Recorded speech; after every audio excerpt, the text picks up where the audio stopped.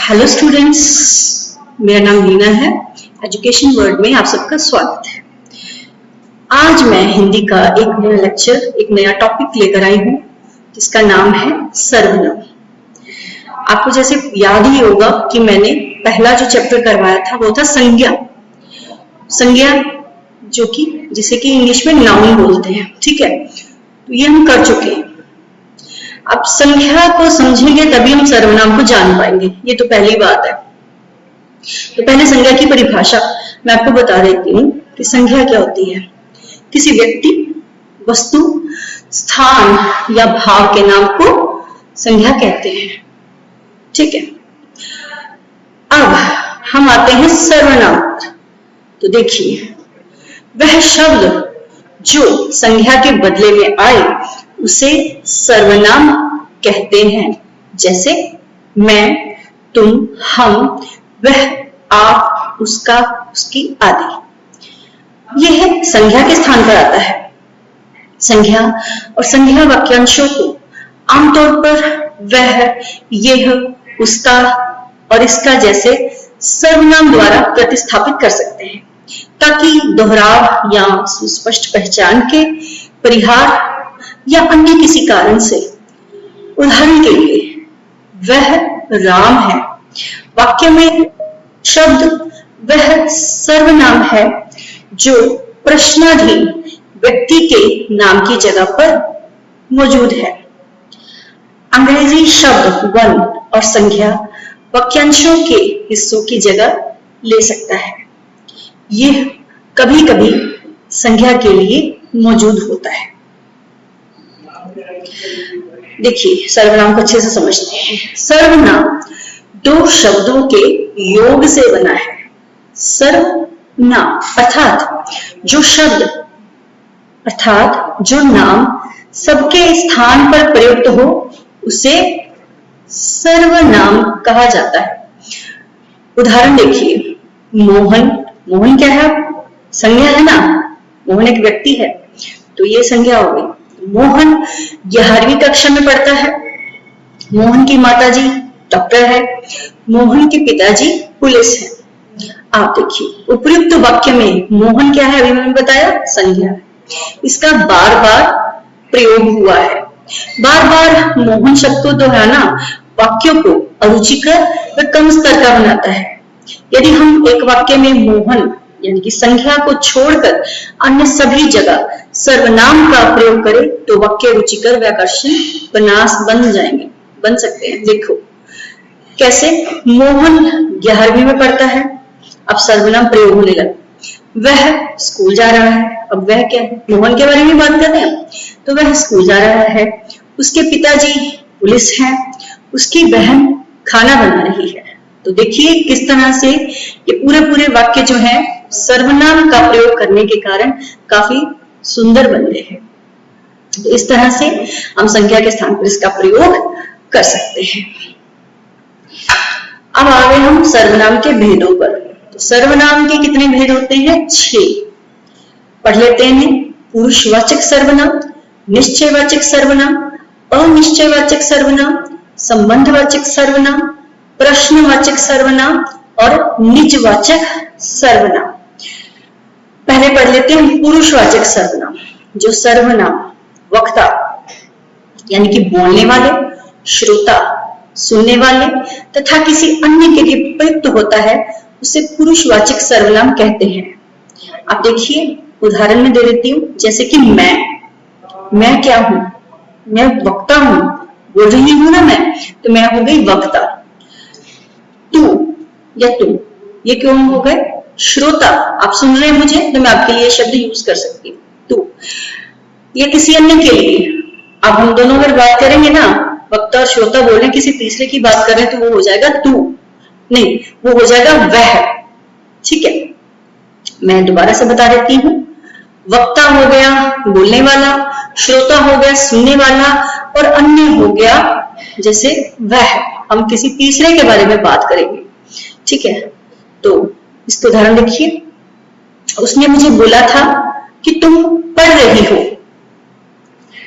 उपयुक्त वाक्य को को ध्यान से देखने पर पता चलता है कि इस वाक्य में 3 तरह के पुरुषवाचक शब्द आए हैं, उसने, मुझे और तुम।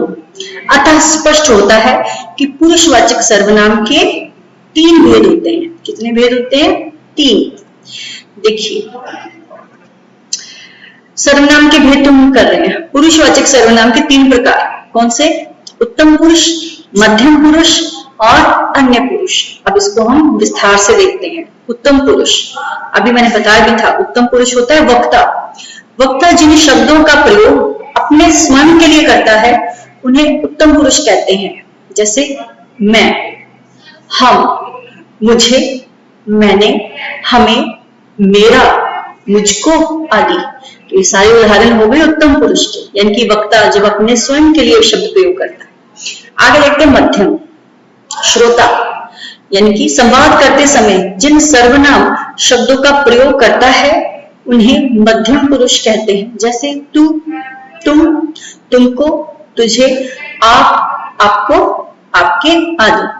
अन्य पुरुष, जिस सर्वनाम शब्दों के प्रयोग से वक्ता और श्रोता का संबंध न होकर किसी अन्य का संबोधन प्रतीत हो, वह शब्द अन्य पुरुष कहलाता है। यानी कि हम किसी अन्य की बात कर रहे हैं, किसी और की। जैसे वह, यह, उन, उनको, उनसे, इन्हें, उन्हें, उसके, इसने आदि। तो ये हो गए पुरुषवाचक सर्वनाम के 3 प्रकार। कौन कौन से हो गए? मेरे साथ बोलिए एक बार। उत्तम पुरुष, मध्यम पुरुष और अन्य पुरुष। आगे चलते। दूसरा भेद है निश्चयवाचक या फिर संकेतवाचक सर्वनाम। जो सर्वनाम निकट या दूर की किसी वस्तु की ओर संकेत करे उसे निश्चयवाचक सर्वनाम कहते हैं। जैसे यह लड़की है, वह पुस्तक है, ये हिरन है, वे बाहर गए हैं। अब और वाक्य देखिए, यह मेरी पुस्तक है, वह राम के भाई है। अब ये और वह सर्वनाम शब्द किसी विशेष व्यक्ति आदि को निश्चित संकेत करते हैं, है ना। अतः ये संकेतवाचक भी कहलाते हैं। देखो, अब मैं निश्चित तौर पर कह रही हूं कि ये मेरी पुस्तक है, या फिर किसी और की ओर संकेत कर रही हूँ। निश्चित तौर पर मैं कह रही हूँ कि वह राम के भाई है। तो निश्चित तौर पर या फिर हम जिसकी ओर संकेत करके बोलते हैं तो वो कौन सा सर्वनाम होता है? निश्चयवाचक या फिर संकेतवाचक सर्वनाम। अब इसमें थोड़ा सा फर्क है, निश्चयवाचक और पुरुषवाचक सर्वनाम में थोड़ा सा अंतर है, फर्क है, डिफरेंस है। वो क्या है? समानता भी है और अंतर भी है। देखो कैसे। राम मेरा मित्र है, वह दिल्ली में रहता है। अब देखिए, राम मेरा मित्र है, ये किसके उदाहरण हो गया? पुरुषवाचक के या अन्य पुरुषवाचक के। वह दिल्ली में रहता है। अब दिल्ली की ओर में संकेत तो नहीं कर पा रही और राम जहां पर है वो दिल्ली में है, उसकी ओर में संकेत नहीं कर पा रही। निश्चित तौर पर मैं नहीं बता पा रही कि वो मतलब कहां पर है, ये किस तरह से है। सिर्फ संकेत नहीं कर पाने के कारण ये किसका उदाहरण हो गया? पुरुषवाचक का। दूसरी ओर अगर हम देखें, यह मेरी गाड़ी है, वह राम की गाड़ी है। अब ये निश्चयवाचक का उदाहरण है। देखो, गाड़ी मेरे सामने है तो मैं निश्चित तौर पर कह रही हूँ, संकेत भी कर रही हूँ कि ये मेरी गाड़ी है और वह राम की गाड़ी है। तो इस तरह से बड़ा सरलता से हम उसको समझ जाएंगे कि कौन सा पुरुषवाचक का उदाहरण है और कौन सा निश्चयवाचक का। यहीं से समझ लेंगे जिसकी ओर हम संकेत कर रहे हैं। जिस चीज की ओर हम संकेत कर सकते हैं निश्चित तौर पर, वो हो गया निश्चयवाचक सर्वनाम। और जिसको हम संकेत नहीं कर पा रहे, है ना, है तो किसी बात ही कर रहे हैं, किसी की बात कर रहे हैं, वो हो गया उदाहरण पुरुषवाचक का। अब आगे हम अनिश्चयवाचक सर्वनाम तीसरे भेद पर। जिस सर्वनाम से किसी निश्चित व्यक्ति या पदार्थ का बोध नहीं होता उसे अनिश्चयवाचक सर्वनाम कहते हैं। जैसे बाहर कोई है, मुझे कुछ नहीं मिला। और देखिए, कोई आ रहा है, दरवाजे पर कोई खड़ा है, या स्वाद में कुछ कमी है। अब कोई कुछ सर्वनाम शब्दों में किसी घटना या किसी के होने की प्रतीति हो रही है किंतु वास्तविकता निश्चित नहीं हो रही। अतः ये क्या हो गया? निश्चयवाचक। अब कोई आ रहा है, हमें नहीं पता कौन है, अनिश्चितता है। यहाँ पर दरवाजे पर कोई खड़ा है, यहाँ पे भी अनिश्चितता। तो ये बड़े सरलता से हमें पता लग रहा है कि ये अनिश्चयवाचक सर्वनाम का उदाहरण हो गया। आगे देखिए, अब पहुंच गए हम चौथे भेद पर, संबंधवाचक सर्वनाम। जो सर्वनाम किसी दूसरी संज्ञा या सर्वनाम से संबंध दिखाने के लिए प्रयुक्त हो उसे संबंधवाचक सर्वनाम कहते हैं। जैसे जो करेगा सो भरेगा। इस वाक्य में जो शब्द संबंधवाचक सर्वनाम है, जो शब्द संबंधवाचक सर्वनाम है और सो शब्द नित्य संबंधी सर्वनाम है। अधिकतर सो लिए वह सर्वनाम का प्रयोग होता है। अब इन वाक्यों को देखिए, जो कर्म करेगा फल उसी को मिलेगा, तो ये संबंध दर्शा रहा है। जिसकी लाठी उसकी, अब जिसकी और उसकी, ये संबंध है इसमें। जैसा कर्म वैसा फल। आगे देखते हैं, जो उसे, जिसकी, उसकी, जैसा, वैसा, ये सारे आए हैं ना शब्द इसमें। तो इन सार्वनामिक शब्दों में परस्पर संबंध की प्रतीति हो रही है, ऐसा शब्द संबंधवाचक कहलाते हैं। तो इसको भी समझना या पहचानना बहुत ही आसान हो जाता है, इसमें संबंध दिखाई दे रहा है। आगे चलते हैं, प्रश्नवाचक सर्वनाम। जिस सर्वनाम से किसी प्रश्न का बोध होता है उसे प्रश्नवाचक सर्वनाम कहते हैं। जैसे तुम कौन हो, तुम्हें क्या चाहिए। इन वाक्यों में कौन और क्या शब्द प्रश्नवाचक सर्वनाम है। कौन शब्द का प्रयोग प्राणियों के लिए और क्या का प्रयोग जड़ के लिए होता है। जैसे कि प्राणी मतलब जो सजीव होते हैं, जिनमें प्राण होते हैं, उसी से बना शब्द है प्राणी। और जड़ यानी कि निर्जीव, जिनमें प्राण नहीं होते। तो देखो कैसे, तुम क्या कर रहे हो,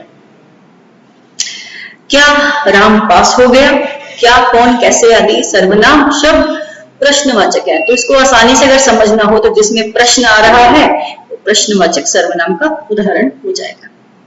आगे पहुंच गए हम छठे भेद पर, जिसका नाम है निजवाचक सर्वनाम। जो सर्वनाम तीनों पुरुष अभी हम पढ़ चुके हैं, कौन से, उत्तम, मध्य और अन्य, में निजत्व का बोध करवाता है, उसे निजवाचक सर्वनाम कहते हैं। निज यानी कि अपना, महसूस होना। जैसे मैं खुद लिखूंगा, मैं खुद लिख लूंगा। तुम अपने आप चले जाना, वह स्वयं गाड़ी चला सकती है। उपयुक्त वाक्यों में खुद, अपने आप और स्वयं शब्द निजवाचक सर्वनाम है। अब और उदाहरण देखिए, मैं अपना कार्य स्वयं करता हूं। मेरी माता भोजन अपने आप बनाती है। मैं अपनी गाड़ी से जाऊंगा।